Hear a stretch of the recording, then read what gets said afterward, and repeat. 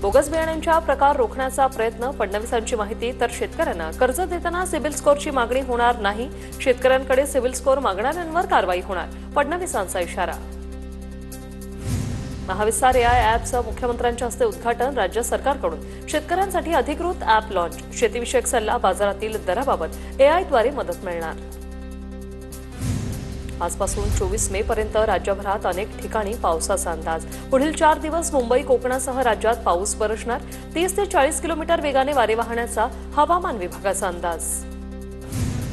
साताऱ्यात जोरदार पावसामुळे पुणे बंगळुरू राष्ट्रीय महामार्गाला नदीचं स्वरूप, पाण्यातून वाट काढताना वाहनधारकांची कसरत.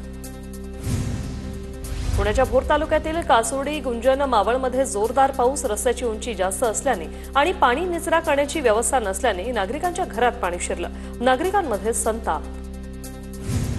परभणीच्या जिंतूरमध्ये वादळी वाऱ्यासह झालेल्या पावसामुळे मोठं नुकसान, अनेक घरांवरील पत्रे उडाल्याने साहित्याचं नुकसान. लातूरमध्ये मान्सून पूर्व पावसामुळे नदी नाले ओसंडून वाहू लागले, रेणापूर तालुक्यातून वाहणाऱ्या रेणा नदीला पूर, रेणा नदीपात्रात पाण्याची वाढ, तर अनेक भागात सकाळपासून पाऊस. अकोला जिल्ह्यातील बोचरा शिवारात वादळी वाऱ्यामुळे केळी पिकाचं नुकसान, नुकसानीचे पंचनामे करून नुकसान भरपाई देण्याची मागणी. नाशिकच्या येवल्यामध्ये मान्सून पूर्व पावसाचा कांदा उत्पादकांना मोठा फटका, शेतकऱ्याचा साठवलेला कांदा भिजला, नुकसान भरपाई देण्याची शेतकऱ्यांची मागणी. नाशिकच्या मनमाडला मान्सून पूर्व पावसाचा तडाखा, सततच्या पावसाने शेतातला कांदाही भिजला, कांदा उत्पादकांचं वार्षिक गणित कोलमडलं.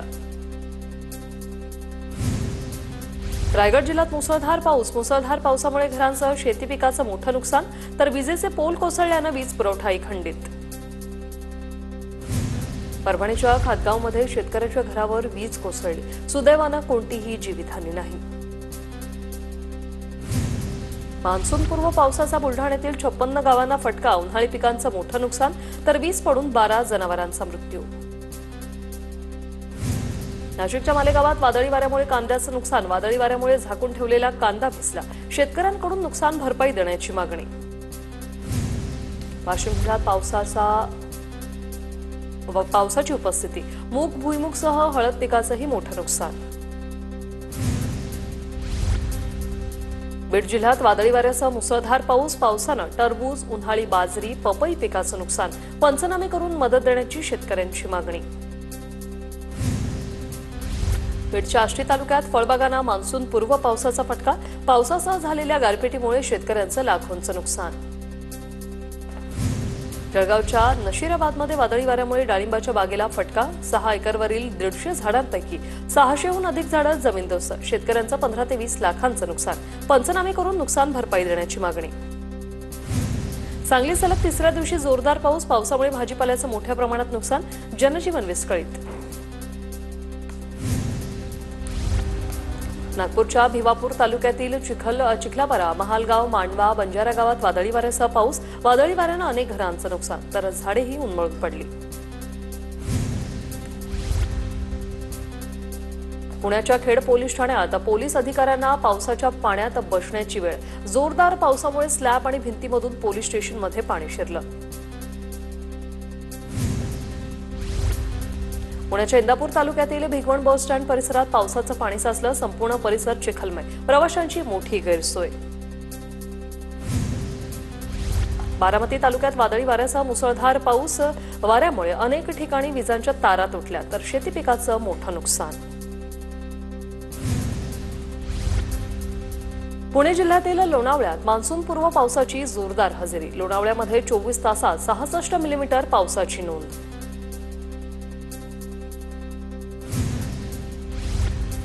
अमरावतीतील 276 गावात मान्सून पूर्व पावसामुळे मोठं नुकसान, 771 घरांची पडझड, 12,000 हेक्टरवरील शेती पिकाचं नुकसान. पुण्यातील शिवगंगा नदीवरील इंग्रजकालीन पूल जलमय, पुलावर पाणी साचल्यानं वाहन चालकांची तारांबळ. जळगाव जिल्ह्यात मे महिन्यात 41.9 मिलीमीटर पावसाची नोंद, पारोळा, भडगाव, भुसावळ आणि एरंडोल तालुक्यात आतापर्यंत 50 मिलीमीटरवर सर्वाधिक पावसाची नोंद. गोंदिया जिल्ह्यात रब्बी धान कापणीला सुरुवात, मजुरांच्या टंचाईमुळे धान कापणीच्या आधुनिक हार्वेस्टरचा मोठ्या प्रमाणात वापर. पुण्यात आमदार प्रवीण दरेकर यांच्या अध्यक्षतेखाली स्वयं पुनर्विकास अभ्यास गटाची बैठक संपन्न. नोंदणीकृत सहकारी गृहनिर्माण संस्थांच्या स्वयं पुनर्विकासाला चालना मिळणार. अमरावतीत काँग्रेसच्या वतीने भव्य ट्रॅक्टर मोर्चा, शेतकऱ्यांची कर्जमाफी आणि इतर मागण्यांसाठी मोर्चा. काँग्रेसचे प्रदेशाध्यक्ष हर्षवर्धन सपकाळांच्या नेतृत्वात या मोर्चाचं आयोजन. पुणे महापालिका आणि पीएमआरडीच्या निषेधार्थ मांजरीमध्ये पवार गटाचं होडी आंदोलन. रस्त्यावर साचलेल्या पाण्यात होडी चालवत निषेध व्यक्त. पुण्यात सीसीटीव्ही कॅमेरे बसवण्यासाठी तरुणांचं भीक मागो आंदोलन. सोशल मीडियावर हा व्हिडिओ व्हायरल. नागपूरमध्ये माथाडी कामगारांच्या मागण्यांसाठी ठाकरे गटाचं आंदोलन. माथाडी बोर्ड कामगार कार्यालयात आंदोलन सुरू.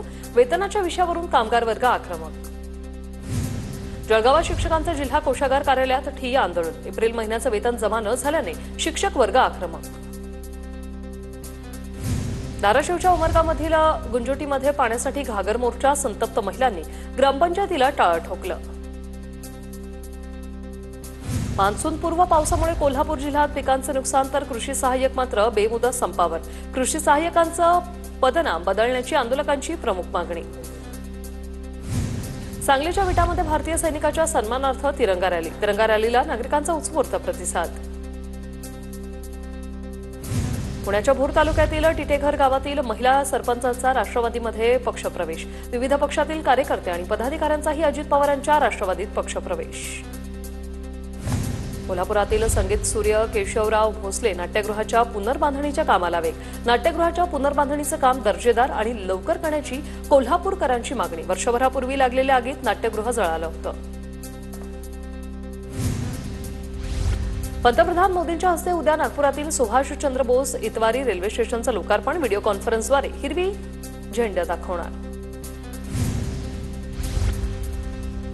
अमरावतीत कृषी विभागाकडून 2.5 लाखांचं बियाणं जप्त. अंजनगाव सुरजी जळुणामध्ये कृषी पथकाची कारवाई. 174 बियाण्यांचं पाकिट जप्त. खरीप हंगामाच्या तोंडावर कृषी विभाग ॲक्शन मोडवर. जळगावात कोरोनाच्या पार्श्वभूमीवर शासकीय वैद्यकीय महाविद्यालय आणि रुग्णालय सज्ज. 40 बेडचा स्वतंत्र वॉर्ड तयार.